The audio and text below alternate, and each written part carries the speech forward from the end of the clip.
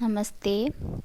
आज हम अयोध्या सिंह उपाध्याय हरिऔध जी के ഫൂൽ ഔർ കാണ്ട എന്ന കവിതയുടെ സാരാംശമാണ് പറയാൻ പോകുന്നത്. എന്താണ് ഫൂൽ ഔർ കാണ്ട? പൂവും മുള്ളുകളും. അപ്പോൾ എന്താണ് കവിതയിൽ പറയുന്നതെന്ന് നോക്കാം. आधुनिक युग के कवियों में हरिऔध जी को अत्यंत महत्वपूर्ण स्थान प्राप्त है. उन्होंने अपने काव्य रचना का आरंभ ब्रजभाषा में किया था. ആധുനിക യുഗത്തിലെ കവികളിൽ ഹരിऔധ് ജി വളരെയധികം പ്രാധാന്യം ഉള്ള ഒരാളാണ്, മഹത്വപൂർണമായ ഒരാളാണ് അയോധ്യ സിംഗ് ഉപാധ്യായ ഹരിऔധ്. അദ്ദേഹം തൻ്റെ കാവ്യരചനയുടെ തുടക്കം ഏത് ഭാഷയിലാണ് തുടങ്ങിയത്? ബ്രജഭാഷയിലാണ് തുടങ്ങിയത്. समाज और प्रकृति की छोटी सी बातों को लेकर मार्मिक एवं भावात्मक कविताएं आपने രചി है. അദ്ദേഹം സമൂഹവും പിന്നെ പ്രകൃതിയിലെ ഓരോ ചെറിയ ചെറിയ കാര്യങ്ങളെടുത്ത് വളരെയധികം നല്ല മാർമികമായ ഭാവാത്മകമായ കൽപ്പനാപരമായ കവിതകൾ രചിച്ചിരുന്നു. ഉന്മേം ഏക് ഹെ ഫൂൽ ഔർ കാണ്ട, അതിലൊന്നാണ് ഫൂൽ ഔർ കാണ്ട എന്ന കവിത. कवि के मत में कुल महिमा की अपेक्षा मनुष्य का अपना बड़पन मुख्य है. കവിയുടെ അഭിപ്രായത്തിൽ കുലമഹിമയോടൊപ്പം ഓരോ മനുഷ്യനും തൻ്റെ ആ ഒരു ഉയർച്ച അല്ലെങ്കിൽ ആ ഒരു മഹത്വം, മനുഷ്യത്വം അതൊക്കെ വളരെയധികം മുഖ്യമാണെന്നാണ് കവി പറയുന്നത്. ഫൂൽ ഔർ കാണ്ട ഏക് ഹി സ്ഥാൻ പർ ജന്മ ലേത്തെ ഹെ. പൂവും മുള്ളും ഒരേ സ്ഥാനത്ത് തന്നെയാണ് ഉണ്ടാകുന്നത്. एक ही पौधा दोनों का पालन पोषण करता है. ഒരേ ചെടി തന്നെയാണ് ഇതിനെ രണ്ടിനെയും വളർത്തുന്നത്. പ്രകൃതി ഭി दोनों को एक ही प्रकार का उपचार करती है. പ്രകൃതിയും ഇവർ രണ്ടുപേരെയും ഒരേ തരത്തിലാണ് ഇവരെ രണ്ടുപേരെയും പോഷിപ്പിക്കുന്നതും.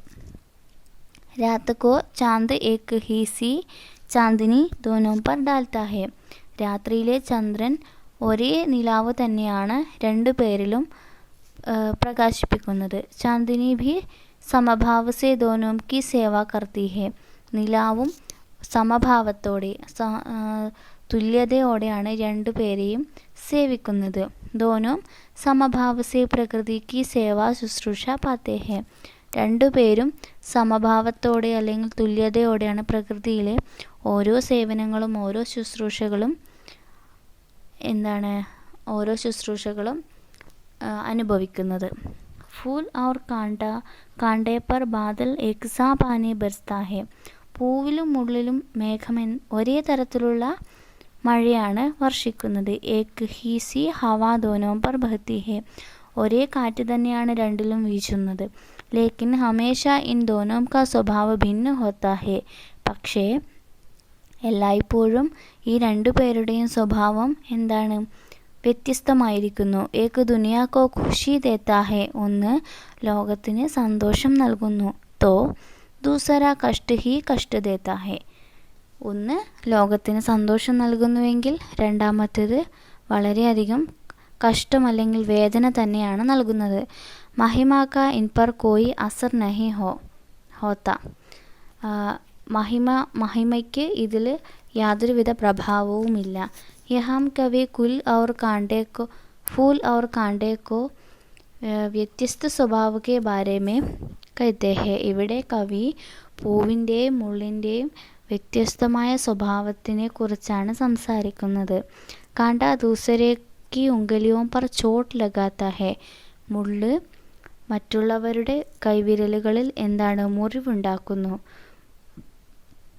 കിസി കാ കീമത്തി കപ്പട ഫാഡ് ദേത്താ ഹെ.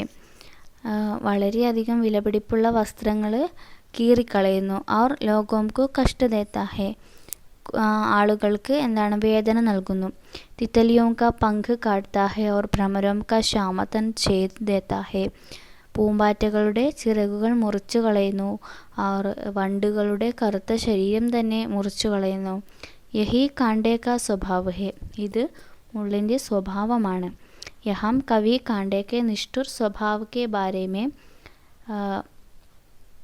कहते हैं. ഇവിടെ കവി മുള്ളിൻ്റെ ക്രൂരമായ സ്വഭാവത്തെക്കുറിച്ചാണ് പറയുന്നത്.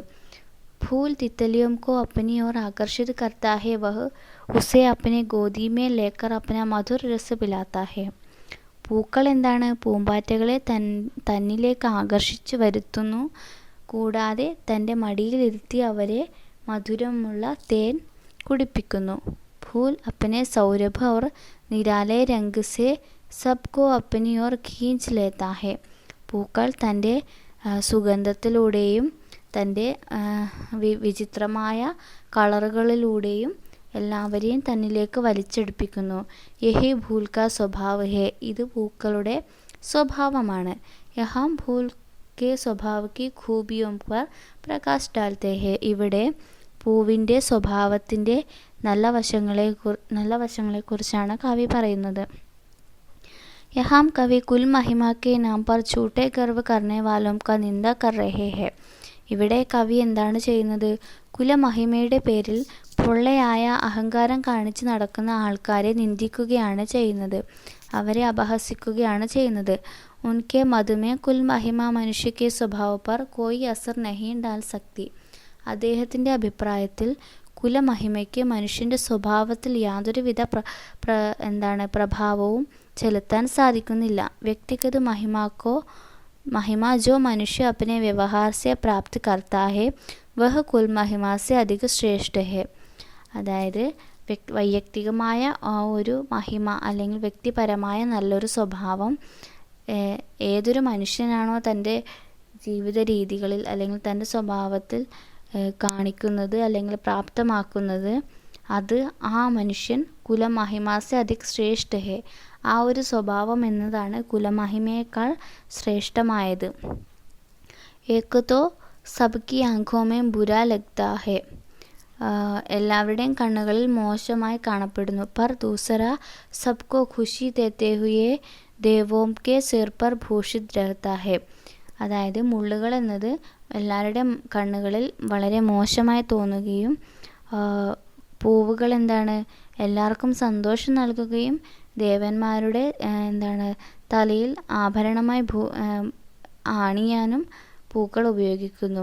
ഇസ് പർ കുൽ മഹിമ കാ കോയി അസർ നഹി പടാ ഹെ ജോ സ്വഭാവ സെ ബുരായി ഹി കർത്താ ഹെ, സ്വഭാവത്തിൽ അല്ലെങ്കിൽ മോശ സ്വഭാവം കാണിക്കുന്ന ഒരാളിൽ കുലമഹിമയുടെ ആ ഒരു പ്രഭാവം ഒട്ടും തന്നെ ചെലുത്താൻ സാധിക്കുന്നില്ല. उस पर कुल महिमा कुछ नहीं कर पाती जिसमें अपने बड़पन की कमी है और उस पर कुल महिमा का कोई प्रभाव नहीं रहता. അതായത് തൻ്റെ സ്വഭാവത്തിലെ ആ ഒരു വിനയവും ഉന്നതമായ ഒരു സ്വഭാവവും കാണിക്കാത്ത ഒരാളിൽ കുലമഹിമ എന്ന ഒരു കാര്യത്തിന് യാതൊരുവിധ പ്രഭാവവും ഉണ്ടാകുകയില്ല. കുലമഹിമയ്ക്ക് അദ്ദേഹത്തിൽ ഒന്നും ചെയ്യാൻ സാധിക്കുകയില്ല.